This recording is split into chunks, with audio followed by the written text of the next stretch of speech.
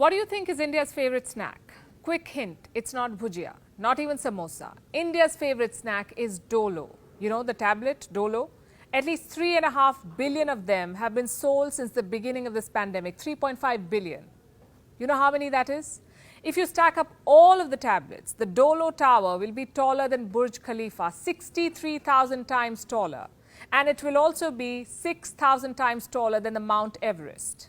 Such is our towering love for this tiny tablet. The question is why? Dolo 650 is a painkiller.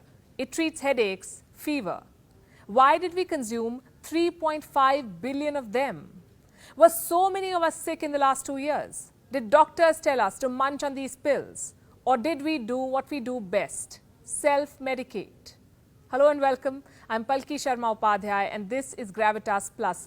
52% of Indians today self-medicate, meaning we buy, consume and suggest medicines without consulting a doctor. If we have a headache, we pop a Disprin. If we have cough, we drink cough syrup. Heartburn, pop an antacid. All of these medicines are readily available in most Indian homes. We have a big, diverse box of medicines that we like to open on a daily basis.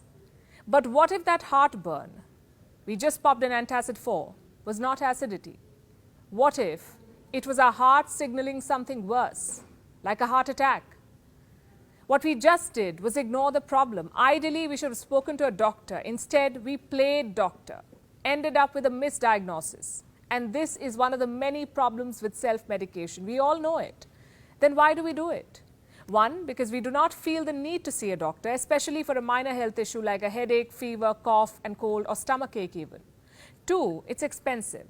Visiting a doctor at a private facility in India will cost you at least 500 rupees. It can go up to 1500. And this is just the cost of consultation. The doctor may ask you to run tests like an ECG, ultrasound, MRI, and these can cost you up to 4,000 rupees. Of course, there are more affordable options like government facilities, but they're always packed. Getting a slot for a test is quite a fight and getting a doctor's appointment is a long way. So we just pop that pill. It saves us time and money. Also, we have another option. The chemists. In India, chemists double up as doctors. They prescribe medicines. When we are not sure which pill to pop, we just ask the nearest chemist. He may not have an MBBS, but he does have counter experience, and we have safely assumed that the two are the same. Well, they're not. Self-medication is dangerous. Again, let me tell you why. These are the most common types of medicines we keep at home: antacids, painkillers, antibiotics, cough syrup and sleeping pills. In India, most of these are available over the counter. We consume them without prescription and often lose track of the dosage. What happens then? The antacid that you thought was safe can lead to malabsorption. Here's a study for your reference. Popping too many of these pills will affect your small intestine. It will not be able to absorb enough nutrients. So your body will become weak and you may end up with bone fractures. How many antacids are too many? Only your doctor can answer that question. This study says 1.5 pills a day. It says women and young people are more at risk of malabsorption. Then we come to painkillers. Most of us carry them in our office bags. A little headache and we pop these pills. We also generously offer them to our colleagues. You have a headache? Take this.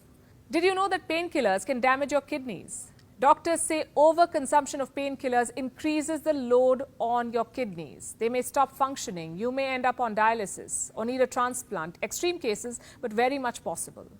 How many painkillers are too many? Again, ask your doctor. I suggest you also read this article from Johns Hopkins Medicine. Painkillers may give us quick relief from a backache or a toothache, but they also increase our chances of heart attacks. Harvard Health cites a study to say the risk increases within the very first week of taking the pill. Also, full disclosure, before preparing this episode of Gravitas Plus, we spoke to several doctors, not one or two, but several reputed doctors, and all of them had the same thing to say. The danger of self-medication is real. The danger of over-medication is real too. Painkillers are not our best friends. They have links to stomach ulcers. But did you know any of this? How would you? Which chemist warns us about the risk of these medicines? Which WhatsApp group tells us about over-medication?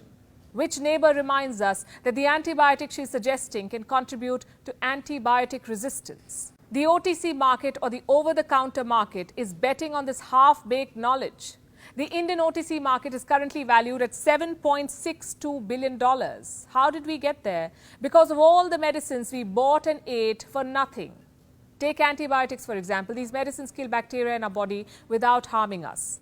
When Alexander Fleming discovered the first antibiotic, penicillin, in 1924, it was considered a medical miracle. It meant people would no longer die because of bacterial infection caused by a simple cut. 97 years later, the abuse of antibiotics has put us at risk all over again. India is the largest consumer of antibiotics in the world. In 2020, at least 16,290 million doses were sold in India. We have overused these medicines to an extent that the bacteria in our bodies have become resistant to them. In India, the resistance rate of E. coli to new powerful drugs is 82%, and this is as of 2001. So in case you have a urinary tract infection and the doctor gives you an antibiotic, there's a good chance the pill will not work on you. That's what we call antibiotic resistance, and it is very scary. When a person becomes resistant, medicines stop working on her. It becomes impossible for a doctor to treat her. Antibiotic resistance or drug resistance has become one of the leading causes of deaths globally. It killed over 1.2 million people in 2019. That's 3,500 deaths per day. Another reason why we should not self-medicate. We don't know how the medicine can interact with our food. It may react with our existing medicines like diabetes medicines or thyroid medicines. What we don't realize is that every medicine has a side effect. You must have heard of molnupiravir. It's an antiviral used to treat the Wuhan virus. India gave this pill a restricted and emergency use approval last year. Soon people rushed to get their hands on the pill. Since this drug was sold only to those with a valid prescription, people began sharing prescriptions over WhatsApp. But no one realized that this pill has risk of birth defects. It is not recommended for women of reproductive age, or for that matter, even men. But people don't know about this. They're buying molnupiravir like Dolo. Today, most of us take medicines for no apparent reason. A couple of sneezes and we start popping pills that are being prescribed to COVID patients. One person in the family tests positive and the remaining members start taking so-called precautionary medication. God forbid we test positive, then all of us take it. Hydroxychloroquine, molnupiravir, even remdesivir. It does not work that way, you see. Doctors are sharing horror stories about COVID self-medication.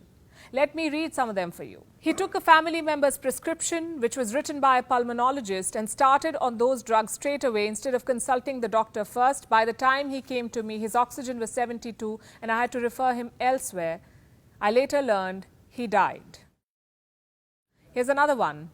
A few days ago, I came across a patient who had taken every antibiotic he knew for fever and sore throat and came to me after 5 days saying he was not feeling any better. Since he had taken everything, I told him I'm prescribing him paracetamol, which is the only medicine he has not taken.